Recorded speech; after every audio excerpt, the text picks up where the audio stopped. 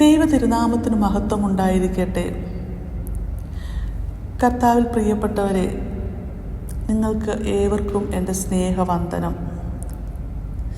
ഈ ലോകത്ത് ജീവിക്കുന്ന നമ്മൾ ഓരോരുത്തരെയും ഇന്ന് ഏറ്റവും കൂടുതൽ അലട്ടുന്ന ഒരു വികാരമുണ്ട്. അതാണ് അനിശ്ചിതത്വം, അല്ലേ?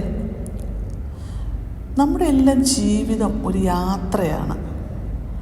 നമ്മുടെ ഈ യാത്രയിൽ സന്തോഷങ്ങളും വിജയങ്ങളും എന്നതുപോലെ തന്നെ വെല്ലുവിളികളും പ്രതിബന്ധങ്ങളും അനിശ്ചിതത്വങ്ങളും ഒക്കെ നിറഞ്ഞ വഴികളും നമുക്ക് കടന്നു പോകേണ്ടി വരും. പ്രത്യേകിച്ചും ഈ പുതിയ കാലഘട്ടത്തിൽ, ആധുനിക കാലഘട്ടത്തിൽ ഒരുപാട് ചോദ്യചിഹ്നങ്ങളും ആശങ്കകളും നമ്മുടെ മുമ്പിൽ ഉയർത്തുന്നുണ്ട്. നാളെയെ പറ്റിയുള്ള കടുത്ത ആശങ്കകൾ ഒരിരുണ്ട മേഘം പോലെ നമ്മെ എപ്പോഴും മൂടിക്കൊണ്ടിരിക്കുകയാണ്.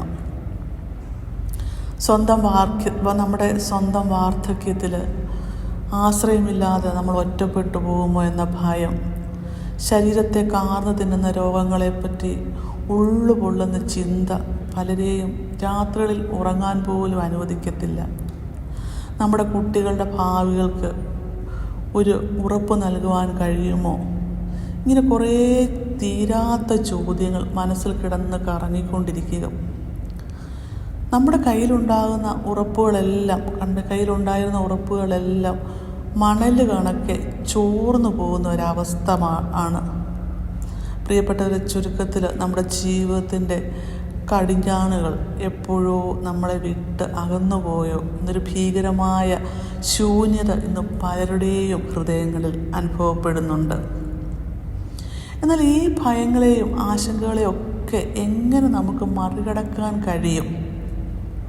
അത്തരം ചോദ്യങ്ങൾക്കുള്ള ഒരു ഉത്തരത്തിലേക്കാണ് നാം ഇന്ന് തിരിയുന്നത്. പഴയ നിയമത്തിലെ ശക്തമായ ഒരു പുസ്തകമാണ് ആവർത്തന പുസ്തകം. അതിലെ 31-ാം അധ്യായം ഇസ്രായേൽ ജനതയുടെ ചരിത്രത്തിലെ ഒരു സുപ്രധാന മുഹൂർത്തത്തെയാണ് അത് അടയാളപ്പെടുത്തുന്നത്.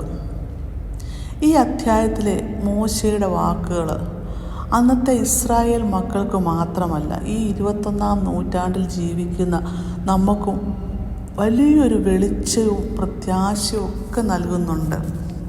നമ്മുടെ ഇന്നത്തെ ജീവിതവുമായിട്ട് ഈ പഴയ നിയമ വചനത്തിന് എത്രമാത്രം ബന്ധമുണ്ടെന്ന് നമുക്കിന്ന് ആഴത്തിൽ ചിന്തിക്കാം. അതിൻ്റെ ആദ്യ ഭാഗത്തിൽ 31-ാം അധ്യായത്തിൻ്റെ ആദ്യ ഭാഗം കാണിക്കുന്നത് മോശയുടെ ഒരു പിന്മാറ്റവും ഇസ്രായേൽ ജനത മാറ്റങ്ങളെ നേരിടാൻ തയ്യാറാകുന്നതുമാണ്. ഇപ്പോൾ ആവർത്തന പുസ്തകത്തിലെ 31-ാം അധ്യായത്തിലെ ആ സന്ദർഭം നമുക്ക് ഒന്ന് മനസ്സിൽ കാണാം, അല്ലേ? ഇസ്രായേൽ ജനത വാഗ്ദത്ത ദേശത്തിൻ്റെ പടിവാതിക്കൽ നിൽക്കുകയാണ്. എന്നാൽ അവരെ 40 വർഷം നയിച്ച ആ മഹാനേതാവ് മോശ ഇതാ വിടവാങ്ങുവാൻ ഒരുങ്ങുകയാണ്. ആവർത്തന പുസ്തകം 31-ൻ്റെ തുടക്കത്തിൽ മോശ ഇസ്രായേൽ ജനതയോട് തൻ്റെ ദൗത്യം അവസാനിക്കുകയാണെന്ന് പ്രഖ്യാപിക്കുക.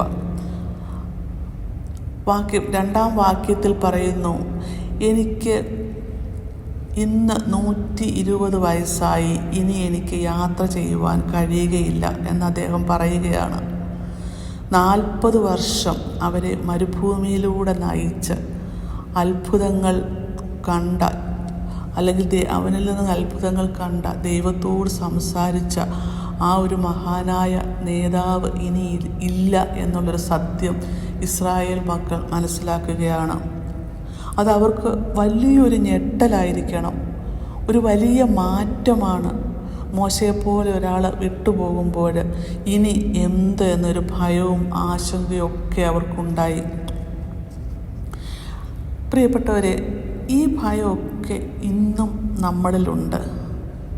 നമ്മുടെ ജീവിതത്തിലും ഇതുപോലെ മാറ്റങ്ങൾ ഉണ്ടാകാറുണ്ട്, അല്ലേ? ചിലപ്പോൾ നമ്മുടെ ജോലിയിൽ അപ്രതീക്ഷിതമായിട്ടുള്ള മാറ്റങ്ങൾ, ഒരു പ്രിയപ്പെട്ട വ്യക്തിയുടെ വേർപാട് നമ്മളെ തളർത്താം. നമ്മുടെ ജീവിതത്തിൽ നേതാക്കന്മാരെന്ന് കരുതിയവർ വിട്ടുപോകുമ്പോൾ നമ്മൾ ഒറ്റപ്പെട്ടു പോയതായിട്ട് നമുക്ക് തോന്നാം. ജീവിത സാഹചര്യത്തിലെ അപ്രതീക്ഷിതമായിട്ടുള്ള തകർച്ചകൾ നമ്മുടെ സാമ്പത്തിക സ്ഥിതിയെ ബാധിക്കുമ്പോൾ മുൻപിലുള്ള വാഗ്ദത്ത ദേശം എങ്ങനെ സ്വന്തമാക്കും എന്ന ഭയവും ഒക്കെ നമ്മെ പിടികൂടാം. ഈ ഭയത്തെയും അനിശ്ചിതത്വങ്ങളെയൊക്കെ അഭിമുഖീകരിക്കാൻ മോശ ഇസ്രായേലിന് നൽകുന്ന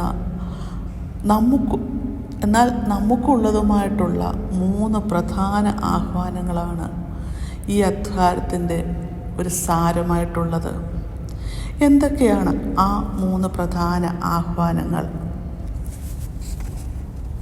മോശ ഇസ്രായേൽ മക്കളോട് പറഞ്ഞത് എന്താണ്? ആദ്യമായിട്ട് പറഞ്ഞത് ബലവും ധൈര്യവും ഉള്ളവരായിരിക്കുക. രണ്ടാമതായിട്ട് പറഞ്ഞത് ദൈവത്തിൻ്റെ സാന്നിധ്യം എപ്പോഴും അവരോട് കൂടെയുണ്ട്. മൂന്നാമതായിട്ട് എന്താ പറഞ്ഞത്? വചനത്തിൽ, നിയമത്തിൽ, ദൈവത്തിൻ്റെ ന്യായപ്രമാണത്തിൽ ഉറച്ചു നിൽക്കുക. ബലവും ധൈര്യവുമുള്ളവരായിരിക്കുക. ദൈവത്തിൻ്റെ സാന്നിധ്യം എപ്പോഴും അവരോട് കൂടെയുണ്ട്. ദൈവത്തിൻ്റെ വചനത്തിൽ, ന്യായപ്രമാണത്തിൽ ഉറച്ചു നിൽക്കുക. ഈ 3 കാര്യങ്ങളാണ് മോശ ഇസ്രായേൽ മക്കൾക്ക് നൽകിയത്. ബലവും ധൈര്യവുമുള്ളവരായിരിക്കുക. വെറുതെ ധൈര്യശാലികളാകാനല്ല മോശ ആവശ്യപ്പെട്ടത്, മറിച്ച് ഭയപ്പെടാൻ ഒരുപാട് കാരണങ്ങളുണ്ടായിരുന്നിട്ടും ദൈവത്തിലുള്ള ആഴമായിട്ടുള്ള ആശ്രയത്താൽ ധീരരായിട്ടിരിക്കാനാണ് മോശ ഇവിടെ പറയുന്നത്. നമ്മുടെ ശക്തി നമ്മളല്ല, മറിച്ച് നമ്മോടുകൂടെയുള്ള ദൈവം ആണെന്ന് വിശ്വസിച്ച് പേടിച്ച് ഭ്രമിച്ച് നിൽക്കാതെ ദൈവത്തോട് ഒരു ചുവട് മുന്നോട്ട് വയ്ക്കാനാണ് ഈ വചനം നമ്മെ ഉദ്ബോധിപ്പിക്കുന്നത്. അതായത് നമ്മുടെ വിശ്വാസത്തിൻ്റെ ഉറപ്പ് ദൈവമാണ്. ബലവും ധൈര്യവുമുള്ളവരായിരിക്കുക. രണ്ടാമത്തേതായിട്ട് ദൈവത്തിൻ്റെ സാന്നിധ്യം നമ്മോടുകൂടെ ഉണ്ട് എന്നുള്ളതാണ്. എല്ലാ ഭയങ്ങളെയും ഇല്ലാതാക്കുന്ന ഒരു വാഗ്ദത്തമാണ് മോശ ഇവിടെ തരുന്നത്. 6-ാം വാക്യത്തിൽ, നിങ്ങളുടെ ദൈവമായ യഹോവ തന്നെ നിന്നോടുകൂടെ പോരുന്നു, അവൻ നിന്നെ കൈവിടുകയില്ല ഉപേക്ഷിക്കുകയുമില്ല. അവൻ നിന്നെ കൈവിടുകയില്ല ഉപേക്ഷിക്കുകയുമില്ല. എത്ര നല്ലതായിട്ടുള്ളൊരു വാക്യം. അതുപോലെ 8-ാം വാക്യത്തിൽ പറയുന്നു, യഹോവ നിനക്ക് മുമ്പായി നടക്കുന്നു, അവൻ നിന്നോട് കൂടെ ഇരിക്കും. നമ്മുടെ ജീവിതത്തിൽ നമ്മൾ ചിന്തിക്കും, നമ്മുടെ ഭാവി എന്തായിരിക്കും, ഇതൊന്നും നമുക്കറിയത്തില്ല. എന്നാൽ ദൈവത്തിനറിയാം, അവൻ നമ്മുടെ മുമ്പേ നടന്നിട്ട് നമുക്ക് വഴിയൊരുക്കുന്നവനാണ്. യഹോവ തന്നെ നിനക്ക് മുൻപായി നടക്കുന്നു, അവൻ നിന്നോട് കൂടെ ഇരിക്കും. നമ്മുടെ ഭാവിയിൽ നമുക്ക് വരാൻ എന്താ സംഭവിക്കുന്നതെന്ന് അറിയത്തില്ലെങ്കിലും തമ്പുരാനാണ് നമ്മുടെ മുമ്പേ നടക്കുന്നത്. അവനാണ് വഴിയൊരുക്കുന്നത്. നമ്മുടെ ഒറ്റപ്പെടലിൻ്റെ നിമിഷങ്ങളിലും അല്ലെങ്കിൽ പ്രയാസങ്ങളും പ്രതികൂലങ്ങളും ഒക്കെ വരുമ്പോഴും അവൻ നമ്മളെ കൈവിടുകയില്ല, ഉപേക്ഷിക്കുകയുമില്ല. ദൈവത്തിൻ്റെ ഈ കൈവിടാത്ത സാന്നിധ്യമാണ് നമ്മുടെ ഏറ്റവും വലിയ ആശ്വാസം. മറ്റു സാന്നിധ്യങ്ങൾക്കൊന്നും ഈ ആശ്വാസം നമ്മുടെ ജീവിതത്തിൽ തരുവാൻ പറ്റുകയില്ല. അതിനൊക്കെ ലിമിറ്റേഷൻസ് ഉണ്ട്. മൂന്നാമതായിട്ട് പറയുന്നു, വചനത്തിൽ ഉറച്ചു നിൽക്കുക. ന്യായപ്രമാണങ്ങളിൽ, ദൈവത്തിൻ്റെ ന്യായപ്രമാണങ്ങളിൽ ഉറച്ചു നിൽക്കുക. ഇവിടെ നമുക്ക് കാണുവാൻ സാധിക്കും, മോശ തൻ്റെ പിൻഗാമിയായിട്ട് വരുന്ന യോശുവയോടും പറയുന്നതാണിത്. പുസ്തകത്തിലേക്ക് തിരിയുവാനാണ് യോശുവയോട് ആവശ്യപ്പെടുന്നത്.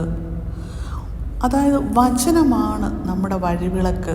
നിയമപുസ്തകം പുരോഹിതന്മാരെ ഏൽപ്പിച്ചത് എന്തിനാണ്? അത് ജനത്തെ വായിച്ച് കേൾപ്പിക്കാനും അവരെ പഠിപ്പിക്കുവാനും അവരത് ഭയപ്പെട്ട് അനുസരിക്കാനും വേണ്ടിയാണ്. ഇന്നത്തെ നമ്മുടെ ജീവിതത്തിൽ ദൈവവചനമാണ് നമ്മുടെ വഴിവിളക്ക്. നമ്മുടെ തിരക്കുകളിടയിൽ വചനം വായിക്കുവാനും ഒക്കെ നാം സമയം കണ്ടെത്തണം. ദൈവവചനത്തിൽ ഉറച്ചു നിൽക്കുമ്പോൾ മാത്രമേ ലോകത്തിൻ്റെ മോഹങ്ങളിലൂടെ തെറ്റി വഴിമാറിപ്പോകാതെ നമുക്ക് മുന്നോട്ട് പോകുവാൻ കഴിയൂ.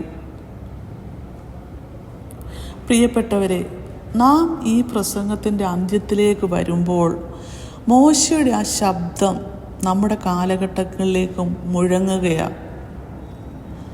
നമ്മുടെ മുമ്പിൽ യോർദാൻ നദിക്ക് അപ്പുറം എന്ന പോലെ അനേകം അനിശ്ചിതത്വങ്ങളുണ്ട്.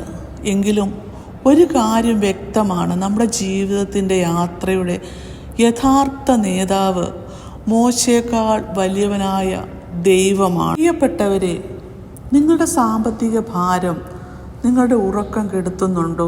ശരീരത്തെ കാർന്നു തിന്നുന്ന രോഗങ്ങൾ നമ്മുടെ പ്രത്യാശയെ കെടുത്തിക്കളഞ്ഞോ? നമ്മുടെ കുഞ്ഞുങ്ങളുടെ ഭാവി സുരക്ഷിതമാകുമോ എന്ന ചിന്ത നമ്മുടെ നെഞ്ചിൽ ഒരു കനലായിട്ട് നീറുന്നുണ്ടോ? നമ്മൾ മുന്നോട്ട് നോക്കുമ്പോൾ ഭാവി ഒരു അടഞ്ഞ കവാടം പോലെ അല്ലെങ്കിൽ ഒരു ഇരുണ്ട കോട്ട പോലെ നിസ്സഹായതയുടെ തടവറയിൽ നമ്മളെ നിർത്തുന്നുണ്ടോ? എങ്കിൽ ഇന്ന് ഈ നിമിഷം കർത്താവിൻ്റെ ഈ ജീവനുള്ള വാക്ക് നെഞ്ചിലേറുക. അവൻ നിന്നെ കൈവിടുകയില്ല, ഉപേക്ഷിക്കുകയുമില്ല. നീ പേടിക്കരുത്, ഭ്രമിച്ചു പോവുകയുമരുത്. ആവർത്തന പുസ്തകം 31 അധ്യായം 6 വാക്യം. ഓർക്കുക, യഹോവ നമ്മുടെ വഴിയിൽ വെളിച്ചം വീശി മുമ്പോട്ട് നടക്കുക മാത്രമല്ല, നമ്മുടെ ഓരോ ചുവടിലും താങ്ങും തണലുമായിട്ട് നമ്മുടെ തൊട്ടടുത്ത് തന്നെയുണ്ട്. നമ്മൾ ഒറ്റയ്ക്കല്ല, ഒരിക്കലും ഒറ്റയ്ക്കാകുകയുമില്ല. അവൻ്റെ അഗ്നിമയമായിട്ടുള്ള ആ ദൈവ സാന്നിധ്യം നമ്മുടെ ഉള്ളിലെ എല്ലാ ഭയങ്ങളെയും ചാരമാക്കി കളയട്ടെ. അതിനാൽ ഭയത്തിൻ്റെ കെട്ടുപാടുകളൊക്കെയും പൊട്ടിച്ചെറിഞ്ഞ് ദൈവത്തിൻ്റെ വചനമായ ആ വചനത്തിൽ ആശ്രയിച്ച് നമ്മൾ മുമ്പോട്ട് പോകുമ്പോൾ ഒരു പുതിയ ശക്തി നമ്മളിൽ വന്ന് നിറയും. ഭീരുത്വം നമ്മളെ തടഞ്ഞു നിർത്തുവാൻ നമ്മൾ അനുവദിക്കരുത്. ദൈവത്തിൻ്റെ ശക്തമാകുന്ന ആ വചനത്തിലൂടെ ദൃഢമായി വിശ്വസിച്ച് ആശ്രയിച്ച് നമുക്ക് മുന്നോട്ട് കുതിക്കാം. ദൈവത്തോടുള്ള സ്നേഹത്തിൽ ധൈര്യത്തോടെ മുന്നോട്ട് പോകുവാനുള്ള ആ ഒരു ക്ഷണം നമുക്ക് സ്വീകരിക്കാം. നമ്മളേതു പ്രതിസന്ധിയിലായിരുന്നാലും അവൻ്റെ കൈവിടാതെ നമുക്ക് മുറുക്കി പിടിക്കാം. അവനിലുള്ള പ്രത്യാശ ഒരിക്കലും നമ്മളെ ലജ്ജിച്ചു പോകുവാൻ ഇടയാക്കുകയില്ല ലോകത്തിൻ്റെ മുമ്പിൽ. എൻ്റെ പ്രിയപ്പെട്ടവരെ, കർത്താവിൻ്റെ ഈ വചനം നിങ്ങളുടെ ഹൃദയത്തിൽ പ്രത്യാശയുടെ ഒരു തിരിയായിട്ട് പ്രകാശിക്കുമെന്ന് ഞാൻ വിശ്വസിക്കുന്നുണ്ട്. പ്രിയപ്പെട്ടവരെ, ഈ വചനങ്ങൾ നമുക്ക് വെറുതെ ലഭിച്ചതല്ല. നമ്മൾ ഇവിടെ ഈ നിമിഷം ഇത് കേൾക്കുന്നത് നമ്മൾ യാദൃച്ഛികമായിട്ടും അല്ല. ഈ വാക്കുകൾ കേൾക്കുന്ന നമ്മൾ ഒരാളെങ്കിലും ഇവിടെ വിവരിച്ച് ഏതെങ്കിലും ഒരു തീവ്രമായ അവസ്ഥയിലൂടെ തകർന്ന് മുന്നോട്ട് പോകുന്ന ഒരാളായിരിക്കാം. ആ ഉറപ്പിലാണ് ഈ വചനങ്ങൾ എൻ്റെ ഹൃദയത്തിൽ കർത്താവ് തരുന്നത്. ദൈവത്തിൻ്റെ ഈ ആശ്വാസത്തിൻ്റെ വാക്കുകൾ മറ്റനേകം പേരിലേക്കും എത്തേണ്ടതായിട്ടുള്ളത് അത്യാവശ്യമാണ്. എൻ്റെ ഈ സന്ദേശം, ദൈവത്തിൻ്റെ ഈ സന്ദേശം, ദൈവം എനിക്ക് തന്ന ഈ സന്ദേശം നിങ്ങൾക്കും നിങ്ങളുടെ പ്രിയപ്പെട്ടവർക്കും ഒരനുഗ്രഹമാക്കി തോന്നിയിട്ടുണ്ട് എങ്കിൽ ദയവായി ഇതൊന്ന് പങ്കുവച്ച് മറ്റുള്ളവരിലേക്കും എത്തിക്കുക.